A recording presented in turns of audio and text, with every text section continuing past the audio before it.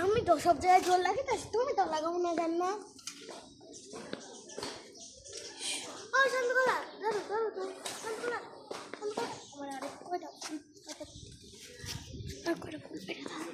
আয়শা, তুমি ফুল চুরি করতেছো? হ্যাঁ, এই যে ফুল চুরি করতে আছে, ঘুরতে আইও ফুল চুরি করে। তুমি জানো না এই ফুল ধরা নিষেধ? হ্যাঁ,